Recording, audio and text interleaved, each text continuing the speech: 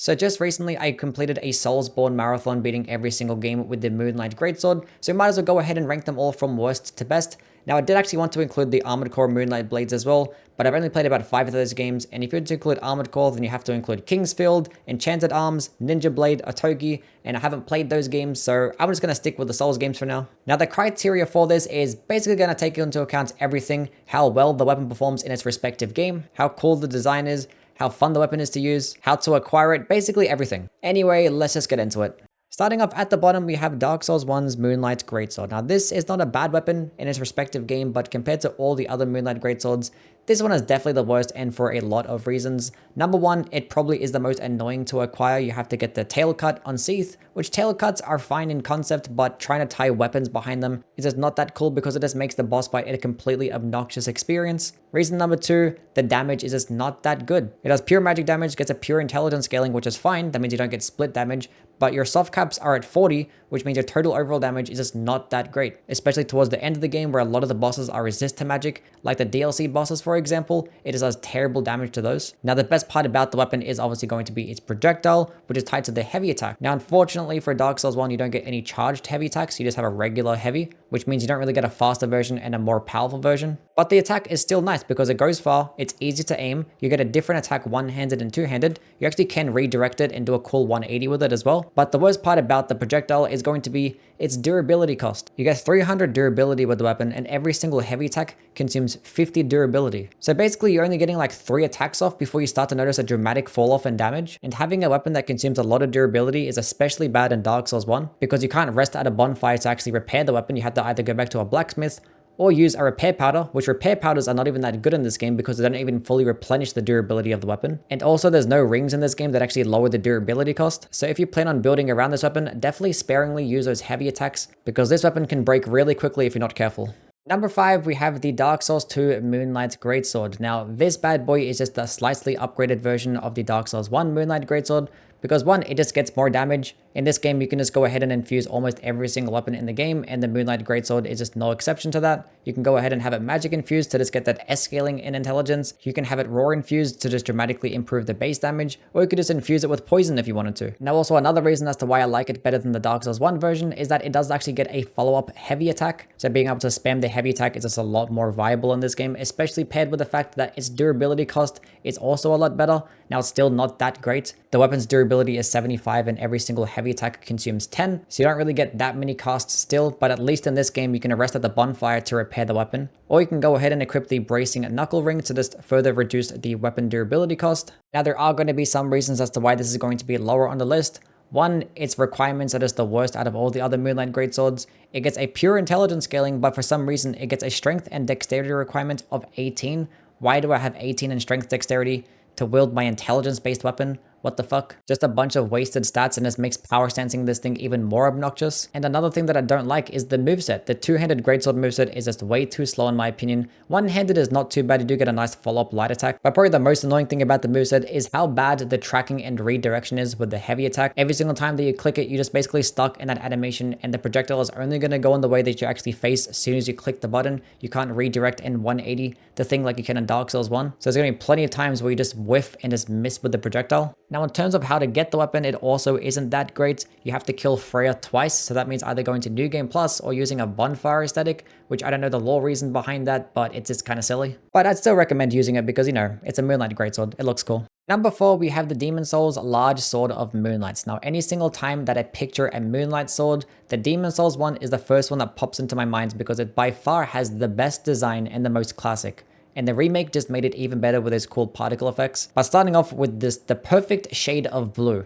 This is what every single Moonlight Sword should be looking like. That nice teal turquoise looking color is just the classic Moonlight design. It has that cool bronze goldish looking hilt and a red gem placed perfectly in the middle. Such a fantastic and classic design. Definitely the best looking one. Now another thing I like about it is its moveset. All the Demon Souls movesets are actually very underrated, and with the large sword moveset, it's actually very nice. The light attack combos come out pretty quick. The rolling attacks, the running attacks, they're all very fluid and smooth. And this thing actually doesn't get a strength and dexterity scaling, so you can just go all into its damage stat and get a decent amount of damage, and it can carry you throughout the entire game. And there wasn't a single part of the game where I feel like the weapon was underperforming at all. And I didn't even actually have the crisp blade in my offhand the entire time. I could have just further improved the damage if I just use that. This thing also only weighs 2 units, which is actually lighter than any other large sword in the game. And the most ironic thing is, this weapon actually has the best durability in the entire game, which is extremely funny because the next Moonlight sword ended up having like the worst durability. And to just keep going down the list, this is actually one of the 2 weapons in this game that actually cannot be blocked by shields. Now I would love to put this weapon at number 1, but unfortunately I cannot because there's 2 major downsides.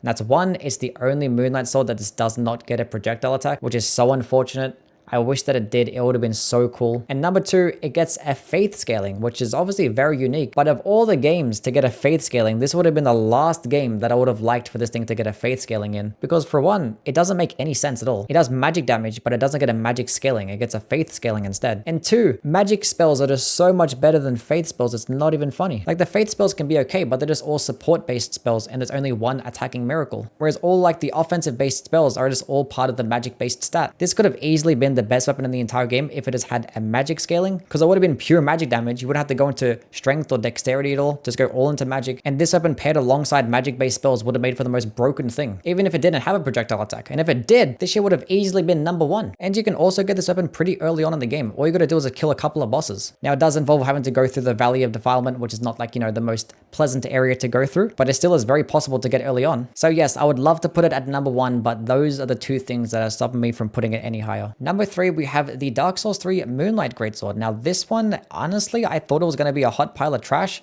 It was actually really good. It could fuck shit up really well. I don't know why people have been calling this thing like garbage when it's just really not. It performs better than almost every other Moonlight Greatsword that I played with. Now this is actually the first Moonlight Greatsword that actually brought upon split damage, which I'm not too big of a fan of, especially because it only gets an E scaling and strength. But going all into an intelligence based build, you can get some very high AR. And obviously in Dark Souls 3, you can just R1 spam your wave to victory if you wanted to, but the heavy attacks are also extremely good because yes, they are projectiles. Now, unfortunately, you can only get a projectile when fully charging. Doing an uncharged heavy attack doesn't actually do a projectile, but thankfully it actually doesn't take too long to charge up and it only consumes 4 durability, which is a lot better than all the other Dark Souls Moonlight Greatswords. I think there was only like a couple of times where I had to use a repair powder when using this weapon, but this weapon also gets another projectile attack in its weapon art, Moonlight Vortex, which this one honestly at point blank range can do just a little bit more damage than a charged heavy attack. So you might be thinking, why would you actually want to use this? And the reason being is that this one doesn't consume any durability. It does consume FP, but it only consumes 18. And this thing does some very solid poise damage to where you can stagger enemies extremely quickly. Now this thing, I would actually like to put it higher, but unfortunately there's a couple of downsides that leave it only being at number 3. And that's one, obviously the weapon art doesn't have much range at all. And there's plenty of times where it's just like inconsistent in its hit detection. There'll be plenty of times where you just use it and you only hit with the weapon,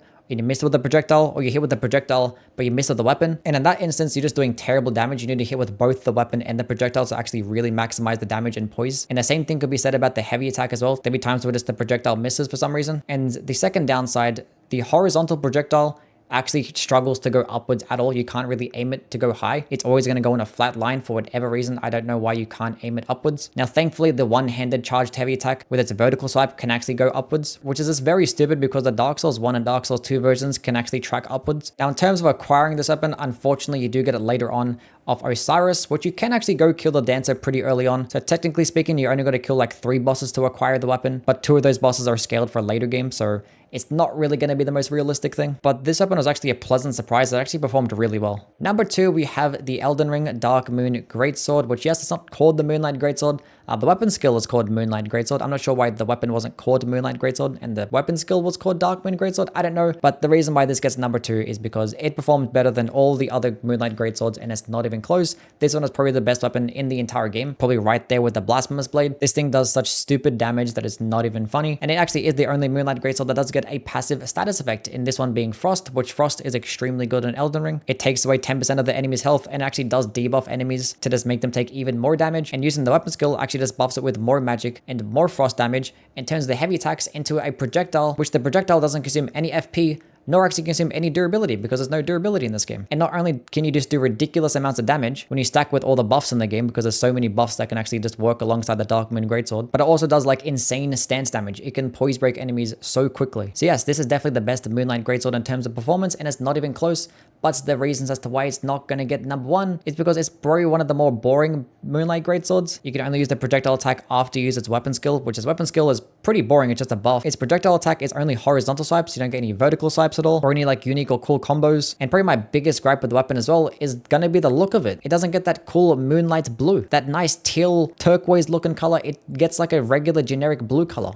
Why? What happened to the cool blue that the regular Moonlight Sword gets? Now, in terms of actually acquiring the weapon, there's negatives and positives to it. One, that it requires to do like a longer quest line. But two, at least the quest line is actually pretty decent, and it makes getting the Moonlight Greatsword more memorable than just trading in a boss soul for it. But yes, for all those reasons, this one gets number 2.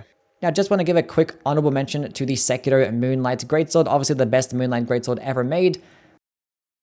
Why no Moonlight? I don't understand. At least have some like cool Moonlight combat art, just throw it into the game. You don't need a lore reason for it, just throw it in there. Or better yet, we just take the Moonveil katana from Elden Ring, put the Moonveil in Sekiro, and then everything is better again. Now, number 1, we have the Bloodborne Holy Moonlight Sword. Now, yes, it's probably to nobody's surprise, but actually is closer than you think, because there are some downsides that this weapon does have. Now, probably the major downside for me is that it doesn't perform that well. The damage just honestly isn't that great. It gets split damage, which is just definitely not that good. Arcane damage in general is as arguably like the worst damage type in the game. And the arcane stat doesn't really have as good synergy with firearms or other types of stats, especially if you compare it to Blood Tinge. And it honestly underperforms to the point where the Dark Souls 3 Moonlight Greatsword can actually outperform it by a decent amount. But if you go ahead and take the time and go do some dungeon diving, pick yourself up maybe a lost Holy Moonlight Sword, get yourself some fat 20% nourishing gems, and then you probably have one of the better weapons in the entire game. But just getting into like the moveset itself, the regular uncharged version is just like a regular greatsword basically. Basic light attacks, its heavy attacks and running heavy attacks are pokes, which is obviously very good against enemies that are weaker to piercing type damage. But the transformed attack, that is why we're here, the coolest looking shit in the entire game, bro. Like I just love spamming L1 in like any type of game, but it's especially cool in Bloodborne because you get to see some cool transformed animations,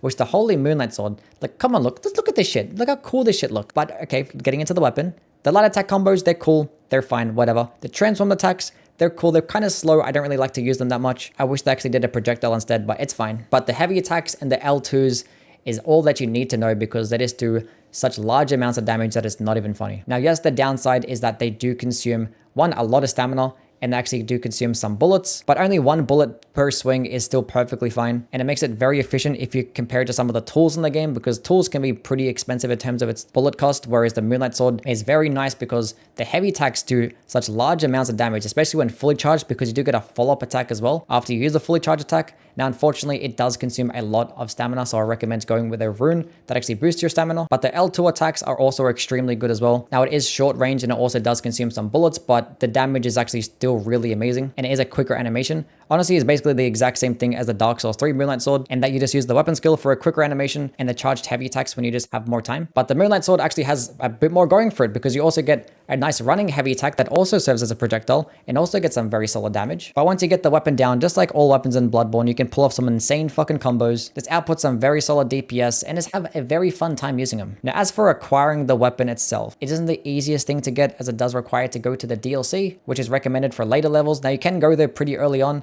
and try to kill Ludwig, which is what I did, and it just made for a terrible experience. I got there in the end, but yeah, it wasn't fun. Definitely don't recommend trying to fight Ludwig at a lower level. But in my opinion, the Ludwig fight is the best fight in Bloodborne. And the entrance of the Moonlight Sword is all we gotta worry about. Look at that fucking cutscene. The coolest Moonlight Sword entrance of all time. So yes, those are all the reasons as to why the Holy Moonlight Sword gets to be the best Moonlight Sword in all the From Software games. Anyway, that's that. It's done. If you've actually played with all the Moonlight Greatswords yourself, definitely let me know your ranking down below. And just also let me know if you actually want me to make another type of ranking list on some other type of weapon, whether it be like the Claymore, the S-Stock, something else. Let me know if you want me to do another Souls marathon. We can get that sorted out. It's fine. But as always, please do like and subscribe, and definitely follow me on Twitch as well, because I actually am live there every single day doing some random challenge runs. Anyway, catch you guys around. Bye.